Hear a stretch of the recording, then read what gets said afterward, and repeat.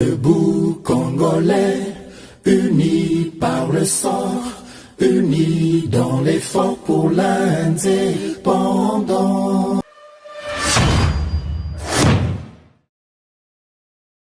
Boye malamu na GCAM Télévision, fidèles abonnés, chers internautes, Ndeko Samba Olonga apesi bino matondo mingi pona boponi GCAM Télévision. Merci mingi pona fidélité na bino. Merci pour la confiance au Bopé Sakabiso Melabino, Basango ya République démocratique du Congo.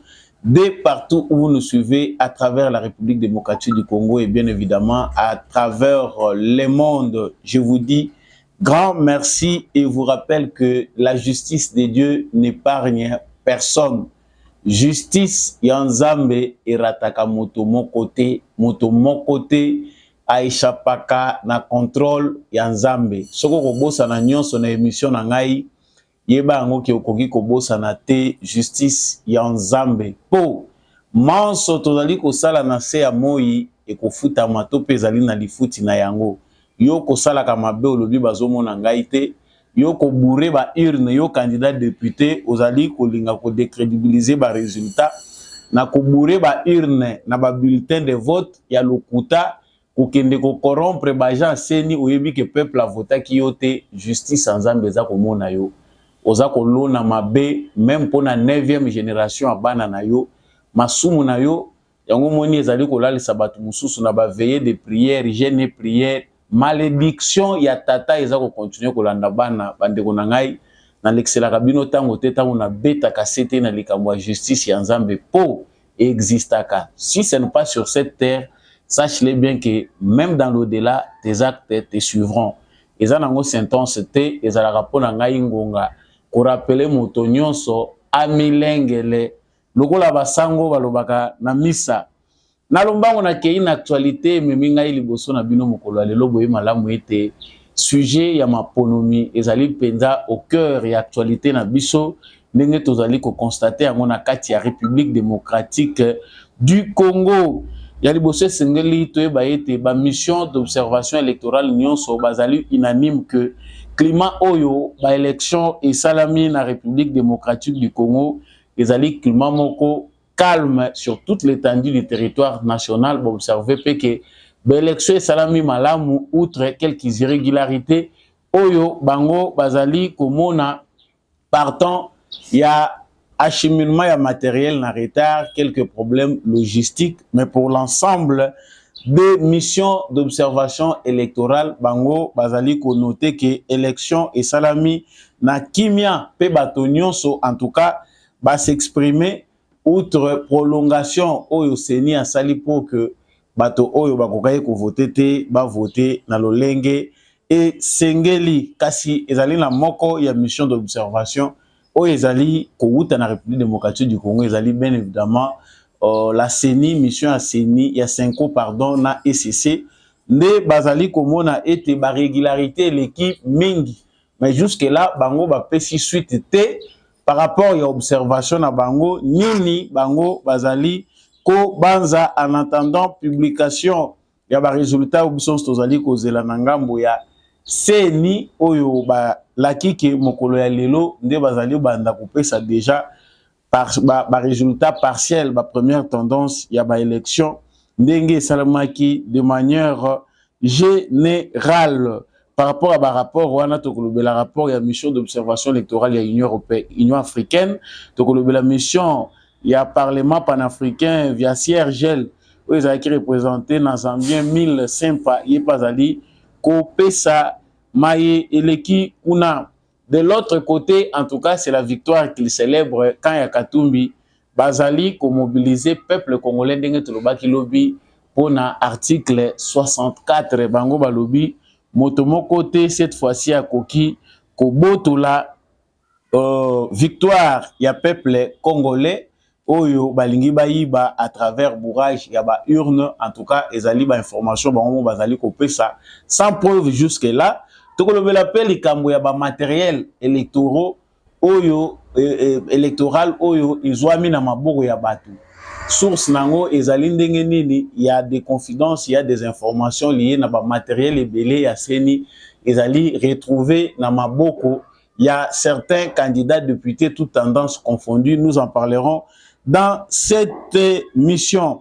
L'Union européenne, l'Union africaine, pardon, l'Union européenne et l'Union africaine appellent les acteurs politiques à éviter de se substituer aux organes chargés de proclamer les résultats. Bazali ko senga na acteurs politiques nyonso batika kozwa place ya CENI. Base la CENI a publié ba résultats. Et puis révélation monene tokolobela na élection oyo ezali issue. Que pense déjà communauté internationale par rapport à l'élection et la République démocratique du Congo? En tout cas, à la une, actualité na biso sengeli toyeba ete ba chancellerie ebele occidentale sur les sols congolais, bazali déjà connoté selon bango que Félix Tshisekedi est largement victorieux comme nous l'avons dit hier. Bazali peut déjà recommander na acteur politique que ba accepter oyo ekobima na ba urne.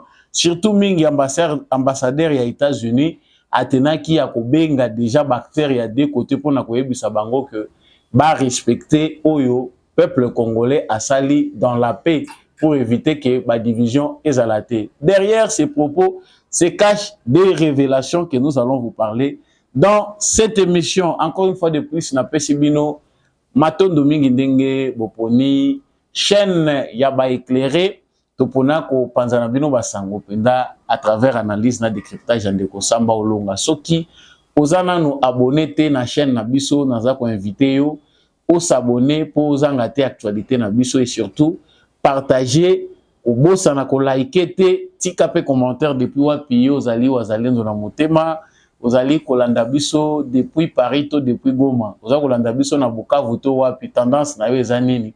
Ils ont pas interdit ou ils biso sentiment ya candidat na yo ngana za ko lobo ngana za ko banza biso nyonso peut toza ko réfléchir ensemble. Merci déjà à ceux qui nous rejoignent depuis les lives. Vous allez déjà ebele ya ko commenter ka kolandaka actualité na biso, commenter vraiment de manière démocratique sans toutefois ko côté la biso ba ngiro toza nango besoin ki. Nazongi na actualité boyi malamu ete chaque fois que toutaka na ba urne makelele bandaka déjà boyebi a omoni de l'autre côté Tshisekedi balobi a omoni expérience toza nango ya ba élection ya République démocratique du Congo ezali kotalisa que soki toko s'améliorer te na ba mentalité na biso culture na biso électorale et kozalaka culture moko ya contestation, c'est-à-dire chaque fois que ba élection et kobanda ko salema nous aurons toujours un groupe d'individus, un groupe de Congolais qui seront soit manipulés soit de leur propre gré par rapport ya façon de faire na bango pour se présenter le kola ba contestateur élection et salema malamu et salema mabe et kozalaka na groupe moko ya batu oyo basi ba mesali na lolenge na bango pour vivre na période électorale sur des foyers de tension. Mais l'actualité, comme je venais de vous l'annoncer dans sommaire ezali focalisé na observation oyo et salami ya ba élection. Il y a eu plusieurs missions d'observation électorale. Il faut noter que mission ya Union africaine ezalaki awa Serge Lepe batindaki batu na bango batu ya SADC bazalaki batu ya Senkolo na SCP mission na bango ezali centre Carter P bazali centre Carter ezali ya ba américain. Notons que les Américains aussi observent les élections en RDC. Outre la mission ya Union européenne oyo bango bayaki na agenda na bango mususu bakangaki bisaka bakendaki parce que ce qu'ils voulaient inventer n'existe nulle part au monde lorsqu'il s'agit des questions électorales. Question nyonso électorale na ba constitution ya ba pays nyonso na monde eza na mboka moko te kolobaki question ya ba élection ezali question oyo il faut ba dépendaka na ba opinion extérieure. Nous avons créé, fait de notre démocratie une démocratie qui veut que nos élections soient avec une brèche ouverte na ba étranger pour ba ya kopé sa mot à dire na bango. C'est vrai lorsqu'il y a des tensions na kati ya bamboka ya batu et c'est un rappel que communauté internationale ba zalape wana pona koluka ko apaiser pour le bien de tous, mais il n'est pas inscrit en droit international que ba élection ya mboka moko songolo pakala ezali ko relever na compétence il y a droit international to na communauté internationale. Ils allaient à faire il y a des individus na territoire na bango. Sauf que ceux qui menacent il y a makamu na bango et koki kozangisa mokili mobimba kimia wana nde mokili mobimba bakoki ko se concentrer pona koluka ba voies et moyens pour être kimia ezala. Awa ndenge na silaki koloba na bino président ya mission ya observation ya Union africaine Eri Kajaonori Mampianina kombo eza pasi awa bandeko na ngai. Pour lui, les élections se sont déroulées dans une atmosphère relativement calme, malgré les défis logistiques. Et en tout cas, les observations pe biso ba congolais to salaki, c'est d'ailleurs les ali mbala liboso te défis logistiques. Même temps to salaki na niveau ya ba bulletin de vote ya pamba sa machine à voter. To salaki kaka na défis logistiques.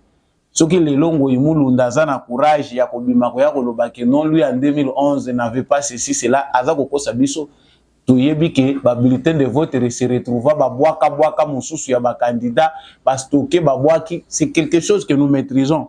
Donc ici l'observation de la mission de l'Union africaine ezali observation au biso so ba congolais toza ko partager défi logistique ezalaki mais élection et salami yango pe bango ba moni. Président, il y a parlement panafricain.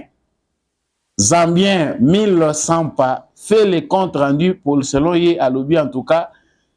Zéro violence, droit de vote, zéro fraude, affichage à bas résultat. Ils ont qui respecté. À part retard, il y a débit à vote et puis problème logistique. Presque la même chose avec l'Union africaine.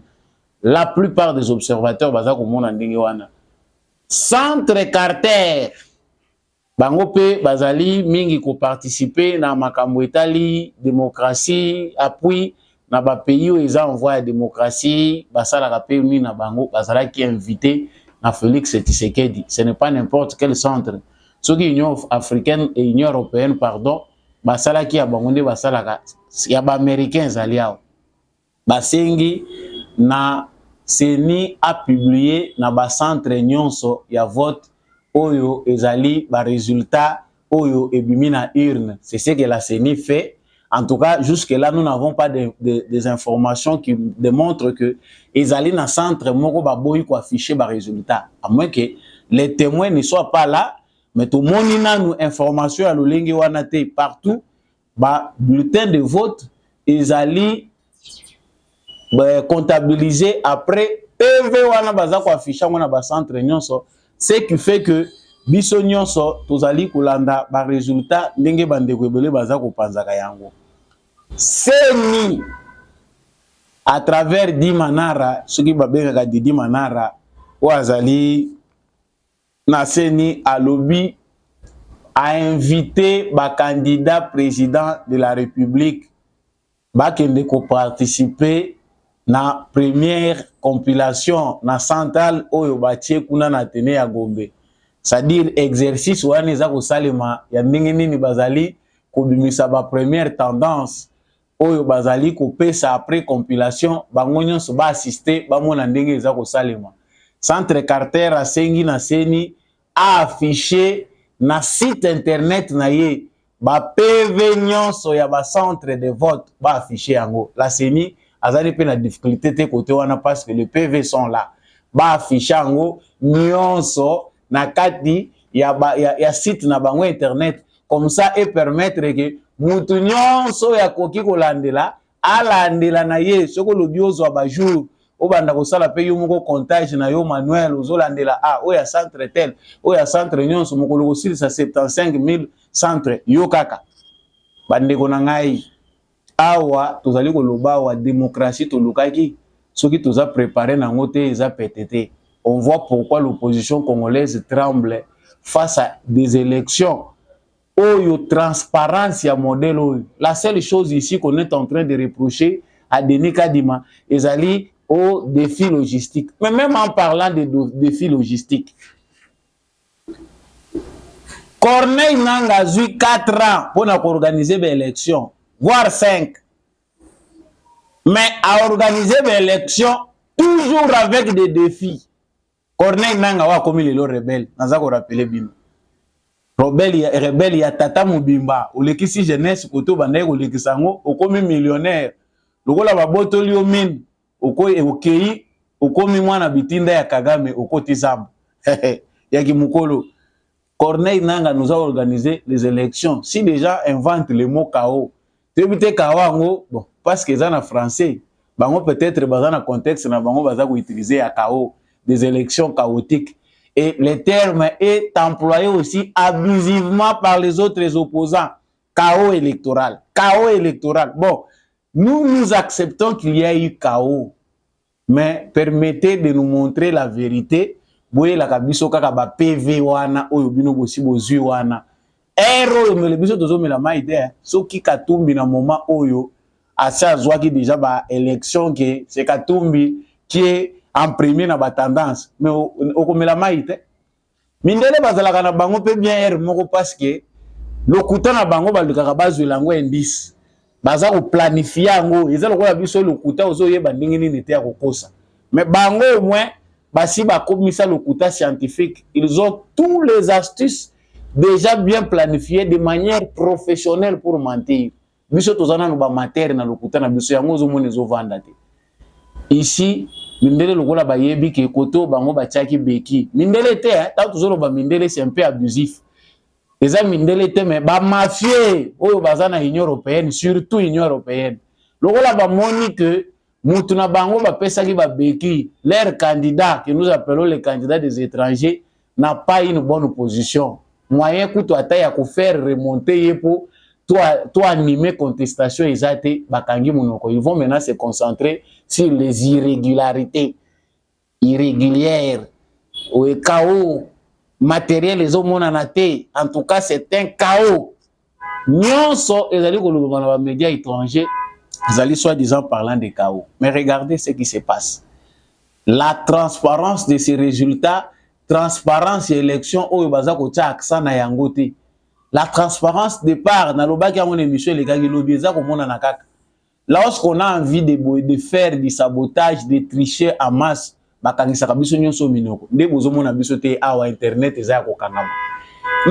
n'importe qui peut diffuser les bêtises.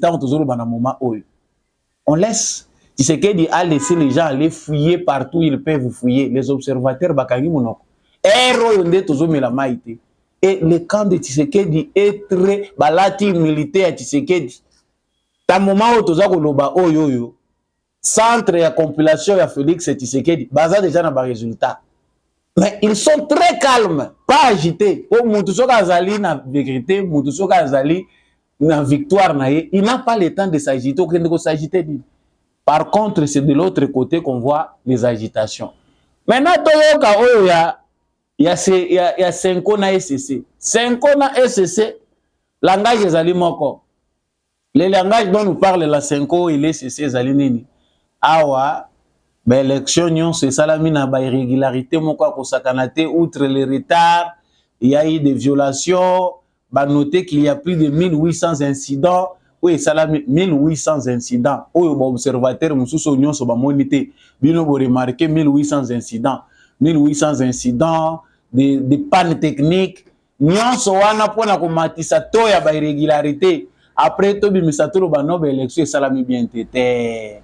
Bomi bengi basali Nzambe, ayez le courage de dire la vérité. Cette fois-ci, vous êtes devant un fait accompli, Kope Koufi.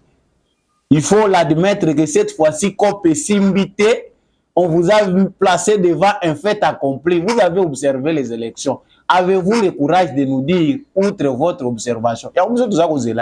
Nous sommes impatients d'attendre le la 5 ans à SCC balobaki que va couper sa résultat na bango après oya seni avant cour constitutionnel après ça oya yé définitif bango pe ba couper sa pe oya bango pe résultat na bango. Nous attendons voir ce qu'ils vont nous donner comme résultat.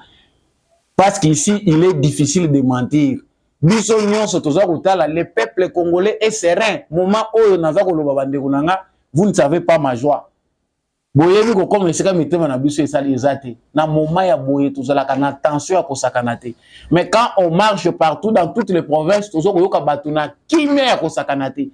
Vous voulez détruire cette paix pour dire aux Congolais que l'élection est salami bien te. Ndeko moko komelinga yebisi ngai yebisa Fayulu na Nzuluni na Mukwege les autres ba même na biso nanu ba fiche na bango ba yebisa ba Congolais départ déjà ba témoin na bango ils ont eu combien aux élections.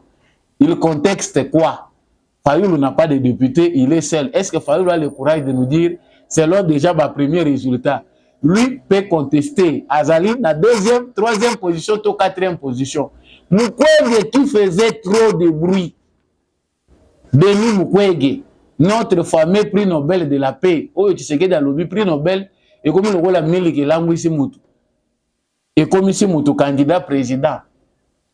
Denis Mukwege, ah, tu sais qu'il y a un rapport à résultat. Risque ezali abimana sima yande kona biso jeune comme moi, qui a battu aussi sa campagne partout. Hein, même pour cent. Denis Mukwege, mais pas ça comme on en a coûté. Mais vous avez le courage de nous dire voilà, l'élection Oyo, tout ont été mal organisé. Tout le monde dit que l'élection est salami bien té, il faut réorganiser les élections. Ndeko Fayulu et Sengeli Ayebake, désormais, tout ce que lui dit au peuple congolais est considéré comme du théâtre, et ça comédie. S'il y a quelqu'un qui peut parler, ce n'est plus Fayulu. Fayulu nyonso azakoloba, aloba vérité. Aloba ya solo, nyonso ya azakoloba na miso ba congolais azakobima lokola théâtre. Même pas mensonge, mais on sait qu'il fait de la comédie. Na moment boyo boyebisa congolais que te bo annuler l'élection wana. En tout cas, ce qu'on soli sondage d'opinion, Kinshasa est à Carrefour. Il y a Congo. Kinshasa est à Congo, mais Kinshasa est à Carrefour culturel. Babikolo nyonso ya Congo ils ont représenté. Ce qu'on sali sondage sur 10 personnes. 9,9 bakoyebisa yo papa to si to sali élection. O ba osala wana biso to yebi yangote. Le peuple congolais sent déjà et sait déjà qui est le vainqueur de ces élections. To garder na biso banzungu na biso na biloko na biso na ndako ezala calme au lieu ya komema biso lisusu na ba foyer attention loko elekaki. Ça c'est ce qui concerne les observations faites na makambo etali ba élection. Pour la première fois, c'est mis à notifier boya bino nyonso ko participer na centre de compilation ndenge nini toza ko afficher ngo na grand tableau bomo na bino nyonso makambo na bino ndenge olekela. Bino bozi déjà ba voie détourner, bo planifier mensonge. Bolobi, non, ce que nous voulons, c'est que M. Tshisekedi a triché. Bande konangai, vérité moko ezako ya par rapport ya ba machine oyo emonani bazali ko kanganango ba candidat parce que tendance confondue. Batu ya Katumbi na équipe na ye bazako lobake les machines oyo bazali ko zwa ezali planification ya tricherie ya part ya candidat Tshisekedi. Mais bazali ko relever na ba service à sécurité qu'il y a des machines qui sont entrées par la Zambie. Ba machine ebele oyo bakangaki bato oyo Peter Kazadi a présenté qui avant ou bakangaki bango, il y a des autres qui ont été même arrêtés quelques heures avant le début des élections. Na ba machine a voté, ils n'étaient pas proches du pouvoir, proches ya parti ensemble ya Katumbi. Même à l'intérieur du pays, on détient bazako kangabatuna ba machine à voter. D'autres machines, ezali ba machine oyo utilisées à l'époque ya Nanga. Parce qu'il faut voyer ba ba machine nyonso Nanga salela, eza atana moko ba récupérer. Ba machine wana nyonso ba salela. Pour ceux qui parlent de machine, bourrage à ba urne, il faut toyer ba que ba résultat o ezali ko bima na PV. Ezali ko wuta na machine moko oyo ba utiliser. Machine wana eza na clé USB nango. Clé USB wana ya machine wana ezali ko contenir ba électeur oyo bazali enregistré na kati ya machine wana. C'est-à-dire kaka ba électeur oyo baza enregistré na machine wana, nombre na bango de nombre oyo ekozala oyo machine ko accepter. Parce que ce qui nombre wana ekoki eleki. Parce que batia nombre wana bako kotela bango pe excédent ya bato yo baza ko voter par dérogation. Ce qui nombre batie ba moni ke koki machine yango moko ekati. C'est vrai que il y a des gens qui corrompent. Baké na bango, basali si ba bulletin na bango, baza baye na ba bulletin na bango ndenge bazwa yango na ba voix fraudulée. Basali yango ba remplir yango na bandako na bango bakangisi ba bombi yango. Maintenant, pour modifier les PV, à partir de PV, modifier PV, sombi chef de centre, PC Mbongo. pesa biso oyo résultat oyo zanango zwa oyo tcha atie yango maintenant c'est ce que le chef de centre fait. Félicitations au peuple congolais, marge à manœuvre ezali à 0,0000001 nasuka. Pourquoi le peuple congolais a veillé, toute tendance confondue, peuple congolais a kangi bango. Marge à manœuvre ezali 0 na ba erreur ya autre chéri, le peuple a veillé, toute tendance confondue. Mutu nyonso alukaki ke akotsa na fraude, peuple congolais zuye bato balalite, et c'est toute tendance confondue. Ceux-là qui vont prendre des alibis, balobi non voilà, et le pouvoir a organisé la tricherie, il y a eu bourrage d'urne, et ça le kuta. Tout royo, l'élection, moyen moutouako sezate. Nalobaki lobiao. Mettez la côté to komi. Chiko awa, baza ko permettre que moutou nyonso, ozana ba PV na yo, senipe atie na site na ye, ba PV, eza ko wuta na centre nyonso, ba tie ango, et permettre que transparence yeza la loko le sale maka, na ba pays oyo eza avancé en démocratie. Wana recommandation à centre Carter. Oyo bazali observer pe ba observer l'élection na Congo. L'observation ya ba chancellerie nyonso ndenge bazali kolandela ba résultat ba lobby Félix Tshisekedi en tout cas azana conquérante à la place cédé nasina lobaki likambo. Moïse Katumbi peut tenter son aventure, il aura ni le soutien de la communauté internationale ni le soutien des USA comme partenaire principal. Échec, il y a Moïse Katumbi, ezalaki déjà sur le plan diplomatique. Il a engagé des moyens, il a engagé un lobby auprès du département d'État américain pour c'était déboulonner Tshisekedi, américain sans Tshisekedi. Il a échoué sur ce plan-là, américain sur le plan officiel pour les mafieux américains pe bazali, les mafieux européens pe baza. Katumbi a échoué dans son lobby. Il s'est maintenant retracé à côté yaba européen. C'est là où il pensait que, comme en 2018, ils vont faire pression, utiliser tous les voies et moyens pour que même par des voies frauduleuses. Là encore, ils ont échoué parce que G.O.Y.O. européen à travers braquage électoral dédoubler Seni ezalaki bazui bango na maboko à travers ANER. Na moment oyo toza koloba, tous les candidats présidents de la République ont bien échangé avec la chancellerie occidentale eza awa. Kimia ezali sur toute l'étendue du territoire national. Les États-Unis recommandent à tous les candidats que résultat nyonso kobima na urne ba respecter yango, ba préserver Kimia. C'est fini le message. Frère, là où vous avez c'est vrai que cette visibilité-là est payante. Nabima, Nachamakele, le peuple congolais, vous prêchez dans le vent, chers frères. Vous êtes instrumentalisés pour rien. Les Congolais, même il y a Katanga, même il y a Est, na Kivu, que ça soit ya Koto, na ba Kongo na Simananga, que ça soit ya Wapi, baza prêté, ya Koyoka, ordre Kouta, na bateau ba massacrer qui population peut ba s'enrichir au dos du peuple congolais. Ils n'écouteront pas. Voilà maintenant ce qu'ils veulent faire, instrumentaliser les jeunes. Non, totalement qui va na nyangwa ko telema na ville nini na province nini qui va faire ça? Oh biso to bandaye ko luka biso ba congolais indépendance na biso yango yo mindele ba komi ko yekola ko respecter biso na souveraineté na biso. Tant on a ko élection oyo eza ya indépendance ya Congo, il y a des gens qui prennent ça à la légère. Ces élections dont on parle organisées avec Félix Tshisekedi comme président, eza ba élection indépendance ya Congo. Désormais, ba mindele ba ko banda ko taila biso na fenêtre sur ce qui s'agit à makambo élection. Communauté internationale azali na droit à s'ingérer dans processus oyo. Bataille à musika, c'est déjà une leçon, un bon pas. Bazaka kopé ça ba conseil. Ah, bobo na lisusu te. Katumbi, basi ba pesi mise en garde. L'ambassadeur américain a fait ça qui information bien avant même makambo élection est débuté. États-Unis nano asilishi plan na yena Tshisekedi te. C'est vrai que vous allez aux élections, mais biso, tout ça, tout ça, il a la politique na biso. Il avait déjà toutes les raisons. ba yebisa qui est peu vérité que ndenge bino boza ko sa l'opposition ndenge toza ko mona peuple congolais to limite que bino opposition boza na chance ya ko renverser Tshisekedi. Ils avaient déjà la vérité.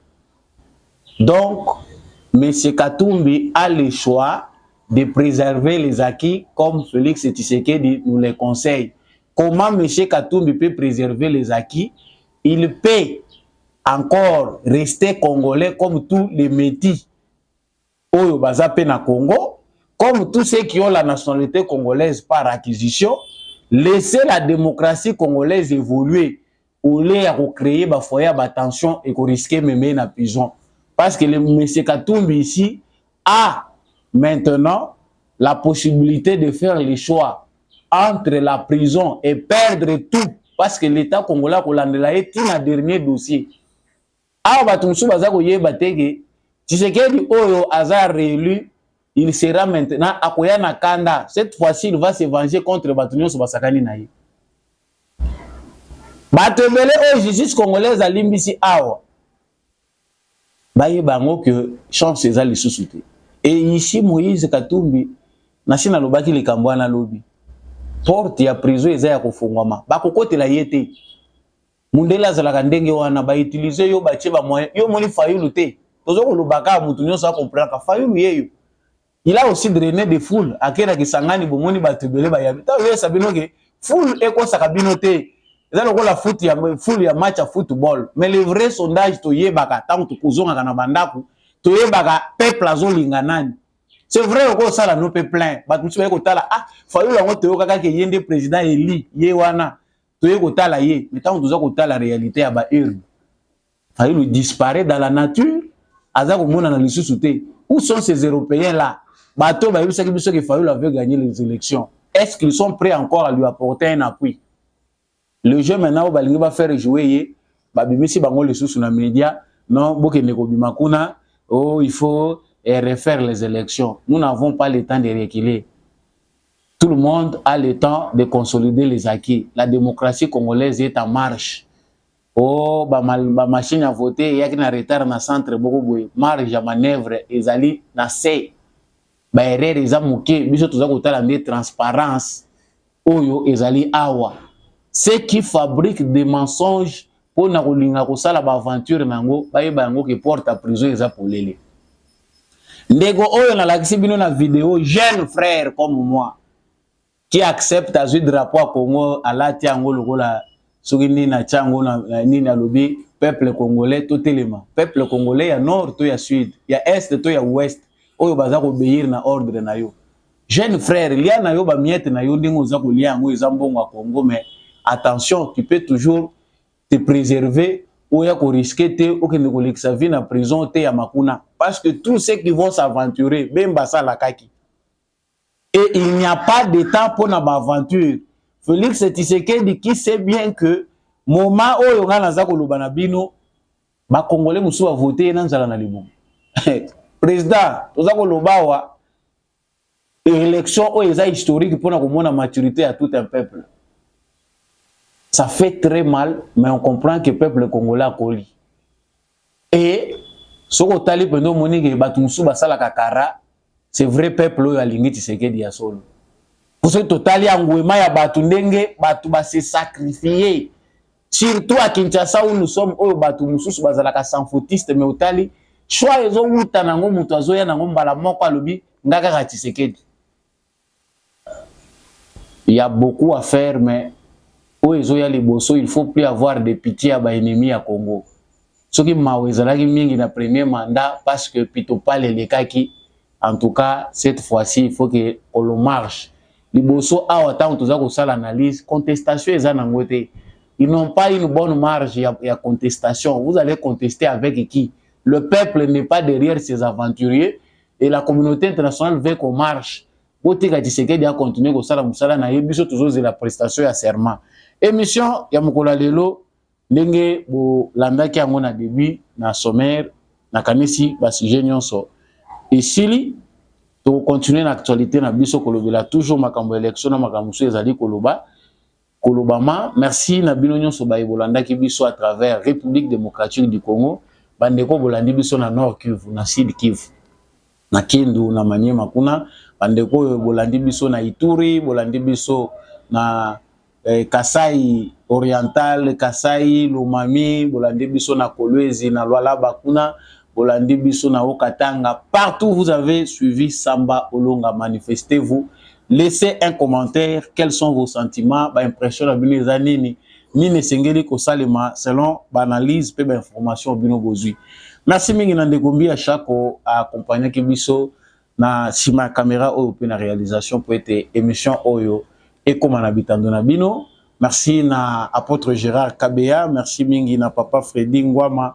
Merci à l'homme de la vérité des urnes Jean-Louis Timbalanga qui est aussi au forêt au moulin pour préserver les acquis. Merci à tous ceux-là qui ont préservé les acquis. Vous savez, choix malam. Na yebi saki bino choix nangate, mais en tout cas, moi j'avais voté le numéro 20 pour préserver les acquis. Je l'ai dit ouvertement parce que Nassina Votaki peut voter c'est salami. Mais il est important pour nous s'auto-préserver. Baki, merci Mingina, mon vieux Maurice Kikangala depuis l'Irlande. Merci à mon vieux Paulin Tika. Merci Mingina, papa Kennedy Mukendi, papa Boniface Mpunga, maman Bill Bilonda, maman Lisette Mungendu, papa Jeff depuis Autriche, Bandegonyon so Bolandi biso na Europe, na États-Unis, na Canada, na Afrique mobimba, na Asie, na Océanie, monde entier, Samolo ngalingi bino mingi, ba meilleur vœu na bino de JC Bandi, ya paix. Ngana zo zela kaka ba cadeau na ngai. Partagez les cadeaux de Noël avec tout le monde. Yanga pe soko kotinda na DHL tinda kaka et ko sala malamu. Émission et souki lelo. Tout le monde ani prochainement na émission mususu. Au revoir.